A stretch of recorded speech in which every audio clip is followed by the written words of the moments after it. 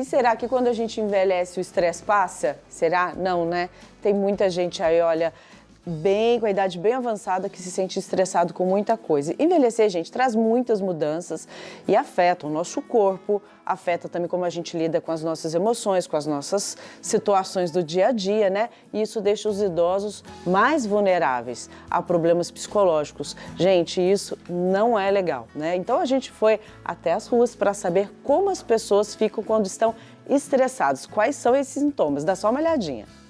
Quando a gente tá muito estressado, realmente você fica uma pessoa muito azeda, amarga, né? Você não gosta nem de... Você quer um sossego. Eu fico grossa, eu acabo maltratando, dando uma resposta, fico bem estressada desse jeito. Eu acho que o estresse está mais ali voltado ao trabalho mesmo, do dia a dia e tal. Eu fico estressada no trânsito. As pessoas têm muita falta de respeito com as mulheres dirigindo, não tem paciência. Na frente da câmera também, assim, eu fico meio nervoso demais, mas tranquilo. Onde eu estresso mais é no trânsito. O trânsito é pesado, né? Então a gente fica nervoso. Trabalho em casa, aí eu quero ficar mais sozinho, na minha. Porque sem barulho, ficar tudo mais quieto. Minha esposa fica pegando no meu pé, tipo assim, não fica indo muito em cima do carro, vai mais devagar, não sei o que tem, você vai fechar ele. Então acaba eu sendo o culpado, né, de tudo isso. Mas eu que tô no piloto, mas tudo bem, eu dou um descontinho pra ela. Viu, né, sobrou pra mim. Eu me estresso com pessoas sem paciência. Aí eu tento usar um método de conversar com a pessoa para ela ter mais paciência e aí não faço nada, porque vou deixar ela mais estressada ainda e piora a situação. Muito, tá vendo, gente? E para a gente entender quais são as causas e cuidados que devemos ter para lidar com o estresse, principalmente nas pessoas de idade avançada, está aqui comigo a terapeuta ocupacional e também, gente, que sempre está aqui para solucionar, para dar aí dicas boas para a idade mais avançada, é a Lara. Bom dia, Lara. Bom dia, tudo bem? Tudo bem, e você? Tudo bem. Bom, fala pra gente os fatores, então, que contribuem ao estresse, principalmente com os idosos.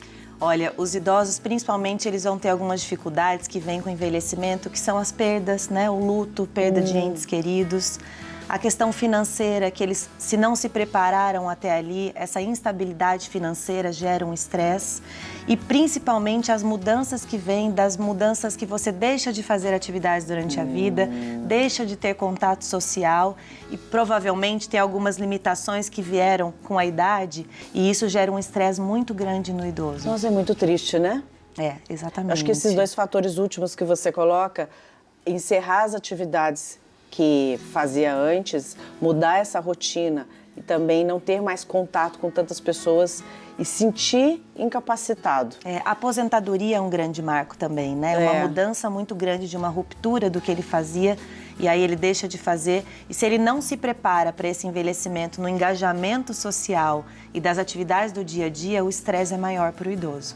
Qual é o sintoma? Quais são os sintomas? O sintoma no idoso, ele tem uma particularidade, diferente do adulto, igual quando a gente estava assistindo o pessoal falando, né? Eu fico estressado, eu fico bravo, eu fico irritado. O idoso, ele tende ao isolamento, ele tende à apatia, ele tende à reclusão. Então, muitas vezes, isso é um problema porque as pessoas não identificam que aquilo é um fator de estresse, porque às vezes se confunde até com outras doenças, como a depressão. Exatamente. Então, o idoso, ele já está mais velho, por isso que não quer sair. Ele quer ficar quieto lá no canto dele, porque ele já não está fazendo mais nada, por isso que ele está em casa. E ele deixa também de prestar atenção no autocuidado. Então, o idoso que não está muito querendo se arrumar, não está querendo sair, não está querendo tomar um banho, deixa de participar de um engajamento na sociedade, de sair para fazer a feira, de encontrar com um amigo ou de ir na casa de um parente. Então, diferente do adulto jovem que tem uma impulsividade, uma agressividade diante do estresse, o idoso ele tende à apatia e ao isolamento. Lara, o que a gente faz para ajudar essa pessoa? Primeiro a gente teria que pensar em prevenir o estresse, Poxa vida, né? Porque, assim, prevenção é bem melhor. O contexto muda. Mas se a gente pensar de uma forma geral, a atividade física ajuda muito, a alimentação balanceada ajuda muito e prestar atenção para a gente não querer tratar os sintomas. Tá. Então, por exemplo, eu começo a ter uma alergia, aí eu vou no dermatologista e tomo um remédio para aquilo. Eu tô com uma dor, né, no estômago, eu vou lá e tomo um protetor gástrico. Sim. Eu não tô dormindo, aí o médico vai lá e dá um remédio para dormir. Sem perceber que a gente está tratando sintomas e não a causa. Sim. Então, pode ser que a causa seja o estresse.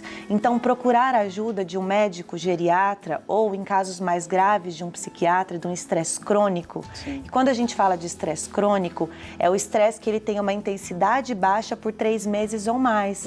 Então, veja que o estresse crônico, ele não é um estresse que ele tem que ser muito forte Sim. por muito tempo. 3 meses de um estresse contínuo, né? De uma Que parece situação já é. que inclui ali no comportamento da pessoa, nos hábitos da pessoa, como você falou. Sim. A pessoa não tem muita disposição, ela só quer dormir, ela não tem vontade de sair.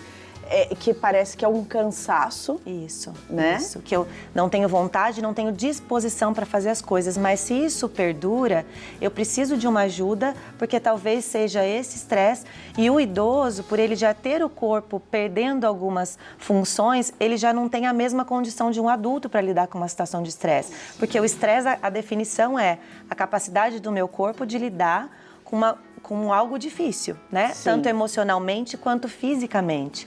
O idoso que já tem o corpo diferente do adulto, ele vai ter mais dificuldade de lidar com o estresse e ele é mais suscetível a complicações do estresse.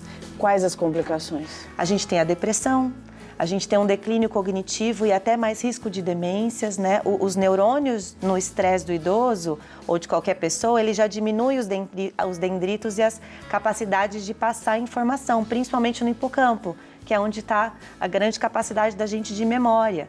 Vamos dar um exemplo? Por exemplo, um idoso que está passando por uma situação de estresse, ele começa a esquecer muitos compromissos. Então, às vezes, será que eu estou com Alzheimer? Será que eu estou com algum outro problema? Às vezes, o problema é o estresse, né? Eu começo a diminuir muito a minha capacidade atencional. Então, alguém está falando comigo, eu não consigo me concentrar. Eu não consigo prestar atenção. E às vezes não está acontecendo nada, Sim. entre aspas, né? E assim, um risco muito grande de outras doenças crônicas. Então, quem passa por uma situação de estresse, por exemplo, tem uma chance 300% maior de um infarto. 54% maior de um AVC, que é o derrame, né? Então, quer dizer, se a gente não cuidar desse fator, a longo prazo eu vou ter outras doenças e aí vejam que é um efeito cascata, né?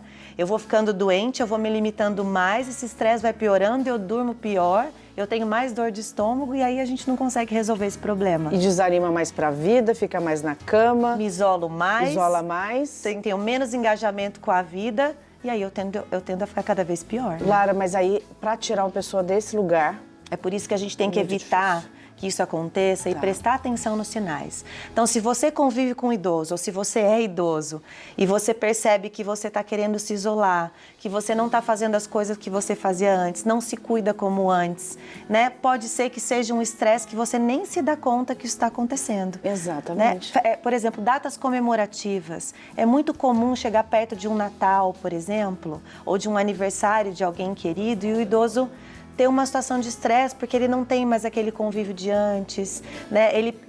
Uma esposa que perde o marido, né? E vai se desengajando, e isso vai trazendo consequências que são graves para a saúde clínica de uma forma geral, né? Sim, de fato é muito difícil, né?